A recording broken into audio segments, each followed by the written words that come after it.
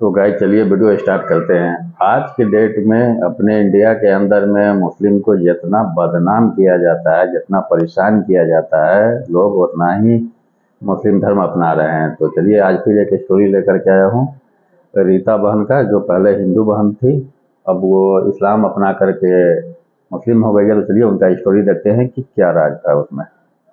मैंने आज से तकरीबन 6 साल पहले कबूल किया था और दीन इस्लाम कबूल करना मेरी इसमें कोई अपनी 6 साल मसलहत नहीं पहले। थी। यकीन जानिए, मैं कभी भी दीन इस्लाम को ना मैंने कभी इस तरीके से स्टडी किया कि मैं इसे कबूल करूंगी या मुसलमान हो जाऊंगी, बल्कि मैं सिर्फ और सिर्फ इस पे एक गलतियां निकालने के लिए जी गलतियां निकालने के लिए और हमेशा इसमें से कोई ना कोई फॉल्ट ढूंढती थी कि क्या। फिर आहिस्ता आहिस्ता अल्लाह की मेहरबानी है कि मुझे ये पता चला कि ईसाईयत के अंदर कितनी अमेजिश हो चुकी है लोगों के तालीमात की। तो फिर सब मुख्तलिफ था, तो जो दीन हक था वो अल्लाह ताला ने मेरे ऊपर आश्कारा किया कि सिर्फ इस्लाम ही दीन हक है। फिर अल्लाह की तौफीक से मैंने इस्लाम कबूल कर लिया। हम लोग 4 बहन भाई हैं, 2 बहनें 2 भाई, और मेरा नंबर सबसे लास्ट था। अल्हम्दुलिल्लाह हर मामले में एक फेवर, हर मामले में एक स्पेस मुझे ज्यादा दी जाती थी कि छोटी है चल कोई बात नहीं।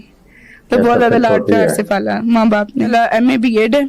अच्छा जी, और इसके अलावा मैंने डिफरेंट अलहमरा हॉल से कोर्सेज वगैरह किए में डिबेट के। और घर में अम्मी सबसे ज्यादा प्यार करती थी, अब्बू प्यार करते थे। हाँ जी अल्हम्दुलिल्लाह, बहन भाई जी सब बल्कि बहुत। मुझे याद है कि आपके भाई भी आपसे बहुत प्यार करते थे। जब आपने इस्लाम कबूल किया था तो उनसे मेरी मुलाकात भी हुई थी, और फिर जो उनके जज्बात थे, तड़प थी आपके हवाले से, जो एक फिक्र थी, वो बहरहाल बहुत शदीद थी। अल्लाह सुब्हाना ताला उन लोगों को भी जो है वो हिदायत अता फरमाए। आयशा, जहाँ तक मुझे याद है कि आपने मेरे हाथ पे इस्लाम कबूल किया था, और इस्लाम कबूल करने के बाद फिर जो कोर्ट कचहरी के मामलात हुए, जो माँ बाप बहन रिश्तेदारों की तरफ से एक मसाइब का एक सिलसिला शुरू हुआ, तो वो दिल दहला देने वाले बहरहाल सारे मामलात थे। अब वालिदैन मिलते हैं? नहीं, बिल्कुल भी नहीं। आप घर में सबसे छोटी थी? जी। कितने बहन भाई थे? 5 बहनें और 4 भाई। आप सबसे छोटी? जी। और इसका मतलब है कि सारे घर वाले आपसे सबसे ज्यादा प्यार करते हाँ जी, हैं। बहुत प्यार करते थे। अम्मी बहुत ज्यादा मोहब्बत करती थी इसलिए मुझसे। आपका इस्लाम कबूल करना सबसे ज्यादा ग्रां गुजरा उनके ऊपर। जी। आयशा, जब आप जब क्रिश्चियन थी, तो जब आपके त्योहार यानी ईस्टर आता था, क्रिसमस आता था, या रोजे आते थे, तो घर में क्या एक समा होता था? घर में हम सारी बहनें इकट्ठी होती थी, एक दूसरे को मेहंदी लगाती थी, बाजार जाती थी शॉपिंग करने के लिए। ईद होती थी, ईद पे फिर चर्च जाते थे, नमाज पढ़ के आते थे, इबादत करके आते थे। फिर वहाँ से आगे फिर हम पार्क वगैरह में जाते थे सैर करने के लिए, इकट्ठे बैठ के खाना वगैरह खाते थे। यूं ही हमारा वक्त गुजर जाता यानी ये था। खुशी का समा? जी, ये खुशी का समा था और बहुत अच्छा वक्त गुजरा था। और अब अल्हम्दुलिल्लाह, अल्लाह ताला का शुक्र है। तन्हाइयाँ तो हैं, लेकिन अल्हम्दुलिल्लाह दीन तो है हमारे सीने में। अल्हम्दुलिल्लाह, अल्हम्दुलिल्लाह, अल्लाह सुब्हाना ताला इस नेमत की कदर करने की तौफीक अता फरमाए। याद तो आती होगी घर वालों? जी, ईद वगैरह पे ज्यादा याद आती है। फिर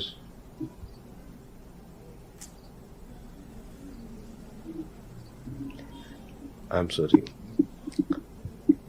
लेकिन सच्ची बात यह है कि अगर हम अल्लाह की खातिर सब कुछ छोड़ दें, सारी दुनिया हमें छोड़ दे, लेकिन अगर अल्लाह हमें मुयस्सर आ जाए तो ये सौदा महंगा नहीं है। जी जी, अल्हम्दुलिल्लाह। आयशा, ये तो कोई मसला ही नहीं है। माँ बाप, बहन भाई, रिश्तेदारों का छूट जाना महज अल्लाह के दीन के लिए तो कोई मसला ही नहीं है। माजी में इससे भी कहीं बड़े वाकयात रोनुमा। ज्यादा जो घर की याद जो आती है वो किसकी आती है? अब्बू की। अब्बू की? क्यों? अब्बू ज्यादा प्यार करते थे? जी, अब्बू के साथ ही स्कूल जाना, स्कूल से आना, सिलाई सीखने जाना, कॉलेज जाती थी, अब्बू के साथ ही हर जगह जाती थी। तो दुआ करती हैं कि अल्लाह सुब्हाना ताला वालिद मैं मोहतरम को अपने वालिद साहब को तहज्जुद में, फजर में, ज़ोहर में कि अल्लाह ताला से ये दुआ मांगती हूँ, अल्लाह ताला मेरे वालिद साहब को दीन इस्लाम की हिदायत दे। अल्लाहुम्मा आमीन। हम सब दुआ करते हैं कि अल्लाह सुब्हाना ताला मेरे, आपके, हम सब के वालिदैन, बहन भाई, रिश्तेदारों को अपने दीन को कबूल करने की तौफीक अता फरमाए, उनका सीना इस्लाम की शम्मा से मुनव्वर फरमा दे। सुमेरा, माशाल्लाह, जब ईद या मुख्तलिफ त्यौहार यानी ईस्टर, क्रिसमस, तो यकीनन एक हमारे घरों में एक समा तो होता है। गो कि हम रोजों को फर्ज नहीं समझते, लेकिन फिर भी उनको सेलिब्रेट तो करते हैं। सहरी भी होती है हमारे यहाँ, यानी सहरी तो नहीं, रात को हम 10 बजे जो है वो एक फाइनल میل لیتے تھے اور اس کے بعد پھر دوسرے دن مغرب کے وقت اور پھر ایسٹر پہ تو پتہ ہے کہ ہم کیا ہلہ گلا اور ہنگامہ کرتے تھے. تو اب سب کا کیسے چلتا ہے؟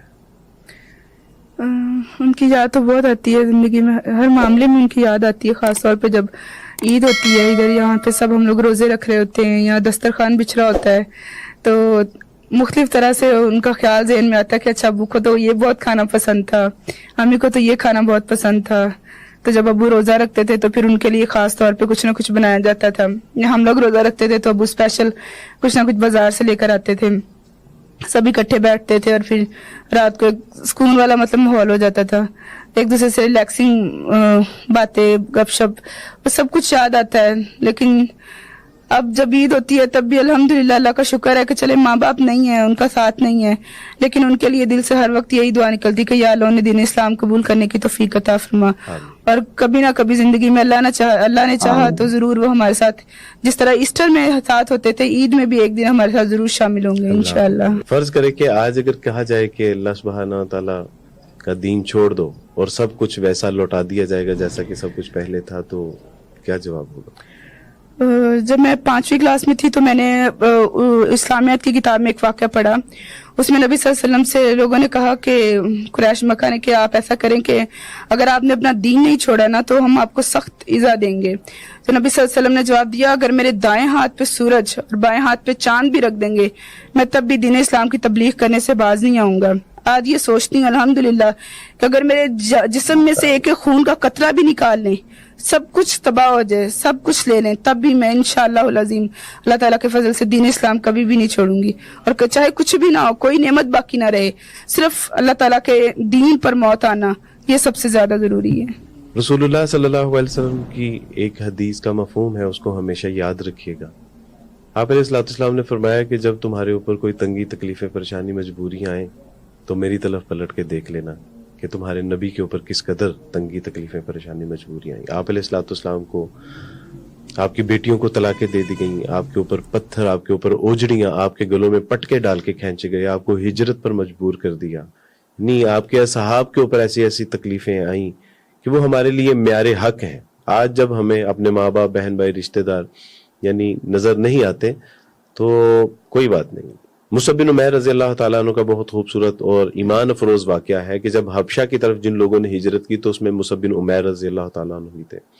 مکہ کے کچھ حالات جب بہتر ہوئے تو مصعب کو واپس بلایا گیا, اور جب واپس آئے مصعب بن عمیر رضی اللہ تعالیٰ عنہ تو ان کے کپڑوں کے چیتھڑے اڑے ہوئے تھے.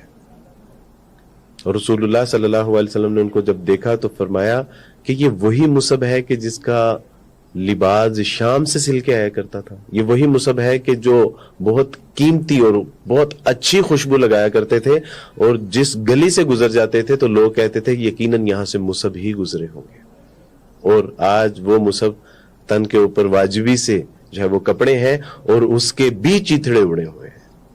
اور وہی مصعب کہ جب اللہ سبحانہ تعالیٰ کے اوپر اور اللہ کے رسول صلی اللہ علیہ وسلم کے اوپر ایمان لے کے آئے تو والدہ نے کہا کہ بیٹا میں دھوپ میں بیٹھی ہوں, گرمی میں, نہ کھاؤں گی, نہ پیوں گی, نہ چھاؤں میں بیٹھوں گی, یہاں تک کہ میری روح نکل جائے گی.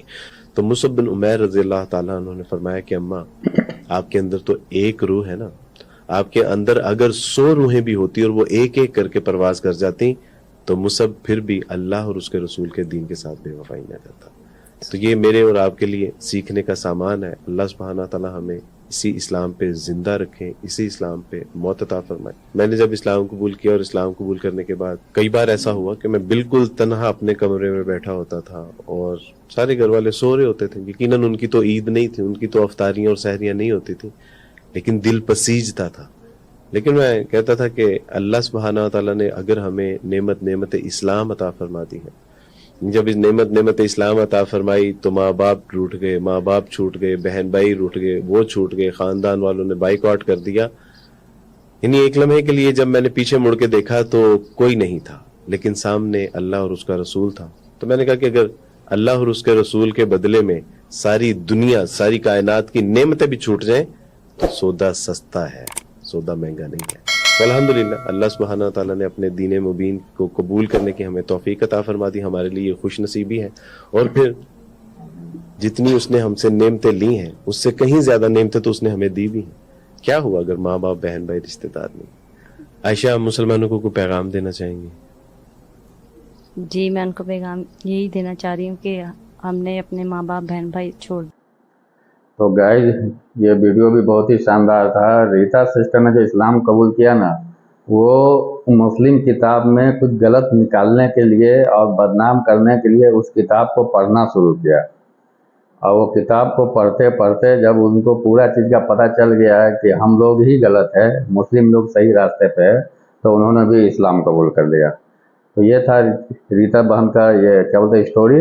आप लोगों को कैसा लगा? अच्छा लगा तो मैं चैनल को सब्सक्राइब कर दे, लाइक करते, मिलते हैं फिर इसी तरह की वीडियो में। जब तक के लिए बाय।